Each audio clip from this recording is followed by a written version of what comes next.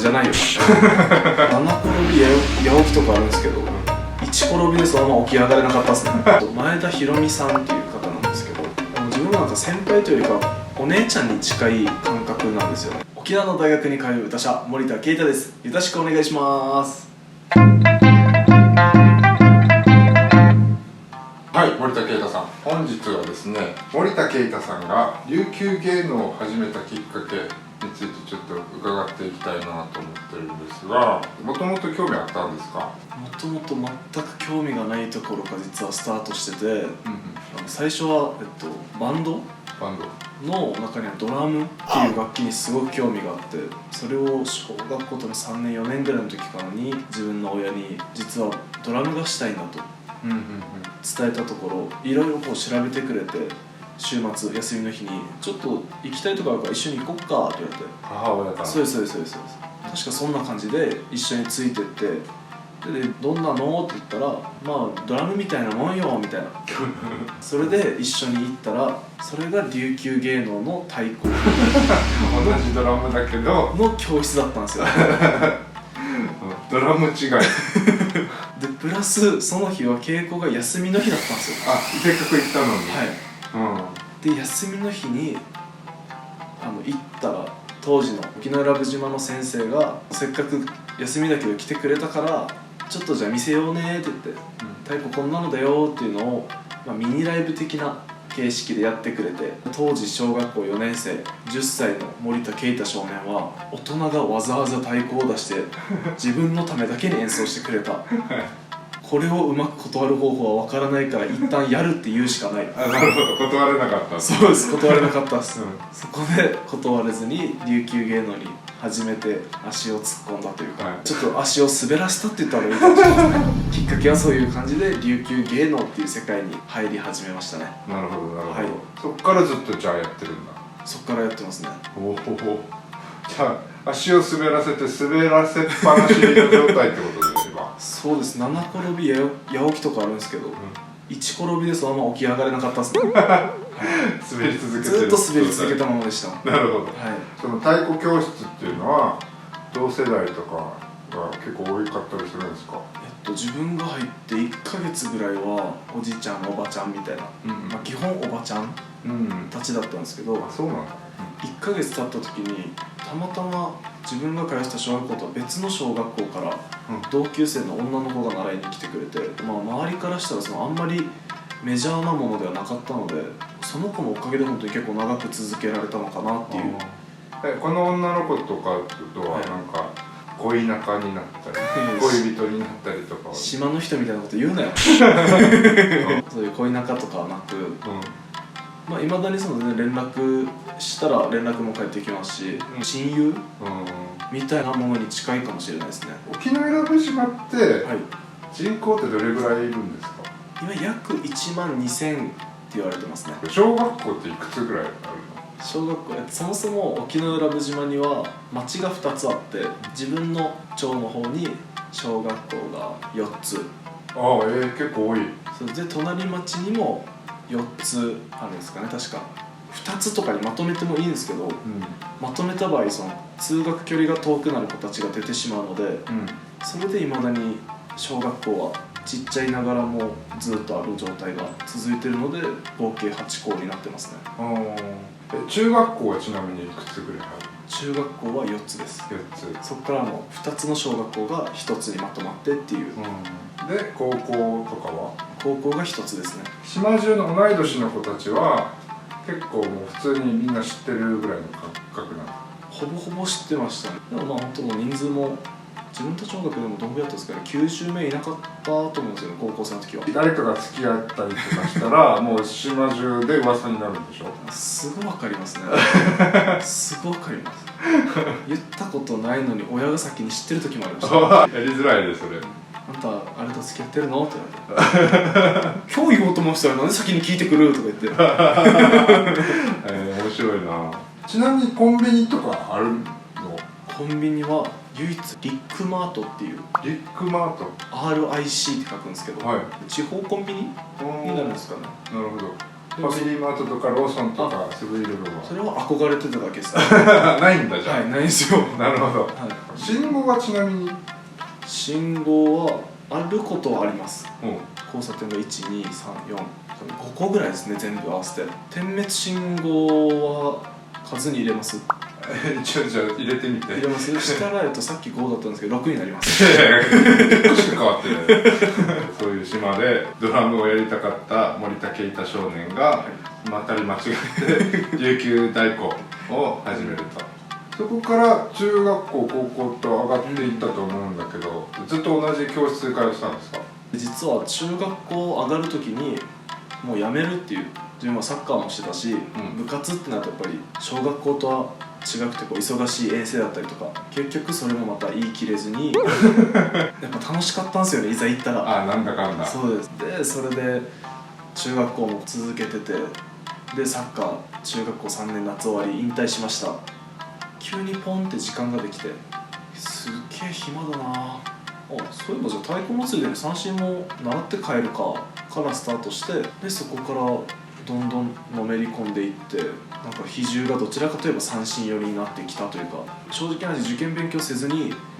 ずーっと三振引いてましたね。同級生とかで琉球芸能に興味ある子ってそんな多いの？独学レベルでやる子は、じゃあ学年60人いたら1人2人とかはいるんですけど、ちゃんと教室に通ってとかっていう子はなかなかいなくて、なのでその島内でのイベントに出るとかっていう子は自分以外はその同級生の女の子ぐらいでしたね。その元彼女のじゃないよなんか沖永良部って、はい、鹿児島県じゃないですか。はい、この琉球芸能は結構あるっていうのが不思議なんですけど、もともとは琉球になるの？そうです。もともとは琉球王国で、その後、薩摩藩の侵攻があったんですけど、でそこからはずっと薩摩藩に属したので、今も鹿児島県っていう形になってますね。じゃあその琉球芸能みたいな色っていうのは沖永良部島にも根ざしてる文化ではあったんだね。はい、なんか聞いた話によると、今現在残ってる琉球文化の最北限が沖永良部島で、薩摩文化との境目の島って言われてるんですよ。でその侵攻されたけど気持ちはずっと自分もそうなんですけど沖縄の人だと思ってて、なので現存してる自分たちの伝統芸能の話になるんですけど、でも格好は薩摩藩の役人さんの格好、でもその使われてる音楽は沖縄の音楽を使ってるっていう伝統芸能で、やっこっていうのがあるんですよ。なんかエモいっすね。外面だけは従っとこうと、薩摩ですよ私たちはみたいな、でも心の奥底には自分たちは沖縄の人なんだよねっていうのを音楽で多分そこに埋め込んだのかなっていう、そういうイメージを持ちましたね、伝統芸能に関しては。なるほど、はい、そのあと戦後沖縄がアメリカの統治下になる時も、沖永良部島もアメリカの統治下になった感じですもんね。そうですそうです。そういう風な感じで、はい、まあ沖縄に本当にある意味近い島ではあるんですね。与論島の次の島になるのか。そうです、与論島の次ですね。沖縄から数えると。はい。高校はどういう感じで？もう中学校の時に実は沖縄県立芸術大学っていうところに行きたいって思ってて、高校に行かないと大学に行けないっていう話を聞いたのでじゃあ一旦高校に通おうと。なるほど。もう先に決まってたんだ。そうです。でもまたこう不思議な縁があって、自分が三振習い始めた2ヶ月後ぐらいに沖永良部高校っていう高校なんですけど、そこの高校にエイサー部っていう部活があって、そこの顧問をされてた先生が自分と同じ研究所に習いに来たんですよ。今までずっとエイサーを CD でしてたらしくて、だけどちゃんと地方を使ってやりたいから私がまず学びに来たんだよねって言ってたんですよ。であれみたいな、今何年生みたいな、中3で来年入るんですよみたいな、じゃあ来年エイサー部に入っておいでよみたいな、ってなってから、そっから年明けたぐらいに実はね5月の遠征あんたのチケット取ってあるのよすごい無茶ぶりの空気感が。そうです。でもだからあんたもう一旦とりあえずエイサー部に来たらいいよみたいなって言われて、そっから高校はエイサー部に所属して、エイサー部で地方をずっとしてるっていう3年間でしたね。なるほどね。だからそういうこともあってこの前 TikTok のランキングで1位になった久高まんじゅう酒とか演奏してたってこと。はい。でじゃあもうそこからはもう中学校の時に決めてた感じで、そのまま沖縄県立芸大に進むことになるんですよね。はい、結構こういう琉球芸能が地域に根ざしてる沖縄良部島なんですけど、まあ森田圭太と同様こうやって島から県立芸大に来る人って多いんですか？もう卒業してるんですけど、先輩が2人と後輩が1人で自慢4名ですね今。ああ、今いるんだ。はい、最初に芸大に行かれた先輩がいて、そういう人が自分の姉と同級生で、プラス大親友だったんですよ。でその人がこう芸大に行ってるよっていうので、こういうところもあるんだよねみたいな話を聞いて、そっから芸大に行きたいって思った先輩がいて。ちなみにその先輩っていうのは、差し支えなければ名前も教えてほしい。前田ひろみさんっていう方なんですけど、自分なんか先輩というよりかお姉ちゃんに近い感覚なんですよね。いつもひろみ姉ちゃんひろみ姉ちゃんっていう感じの先輩なんですけど、今度機会あったら対談とかできたらいい、ね、そうですね。ぜひ画面越しのひろみ姉ちゃん見てますか？お待ちしております。結構じゃあ沖永良部島から精鋭が本当は2年に1回ぐらいのペースで来てほしいんですけどね。今まで結構こう間隔が空いたので、その一番最初に来られたひろみ姉ちゃん、ひろみ姉ちゃんの卒業公演をした時に楽屋裏に私も行きたいですって挨拶にしに来たのが2番目に行った先輩で、その2番目の先輩が卒業公演というか記念公演をした時に、楽屋裏に僕も実は芸大に行こうと思ってますっていう挨拶をしたのが自分で。面白い。今もなんかちょっと鳥肌立ったんですけど、自分で言いながらなんかそういう不思議な縁でこうつながってきてるので、またそういうこともできたらなと思いながら、後輩たちがもっと沖縄に来てくれたら嬉しいなと思ってますね。つないでいってる感じがなんか素晴らしいですね。ちなみになんかさっきちょろっと話してて、実はなんか方言というか内縄口みたいなところでも共通するのが何個かあるっていう話があったので、それも視聴者さんに紹介していきたいなと思うんですけど、まずこっちに来て最初に思ったのが、沖縄の方がガジャンっていうじゃないですか。プーン飛んでるカーなんですけど、あれを自分たちの島ではガジャムンっていうんですよね。ガジャムン。近いですね。結構だからそういう近い言葉が何個かあって、で他にもフリムンっていう言葉自分たちも結構使い。フリムンは沖縄でもそのまんまフリムンって使いますね。バカ者って言うんですね。そうですそうです。あとはなんか沖縄の人っていたっていうのをあがって言ったりとかするけど、そういうのは沖縄良部とかではあります？沖縄良部も自分の母親言ってましたね。あがって言ってましたね。でも実はあがよりもあべっていう言葉があって、沖縄良部島。あべ？あべっていうのは何にでも使えるんですよ。例えばゴンってぶつけたらあべって言いますし、例えばじゃあおならブーあべおなら出たみたいなとか、本当に結構使い勝手のいい言葉で、ちょっとびっくりした時に使う言葉。そうです。何かこう物事が起きた時にあべって使う言葉ですよ。あと一つは空港に沖縄の那覇空港ってメンソーレーっていう看板があると思うんですけど、沖永良部島ではメンショーリーに変わって、ちょっとなまった感じになるのかな。なんかさっきのガジャムンもそうだけど、島を渡るとちょっとだけ言葉のニュアンスというか、確かにそうですね、変わって、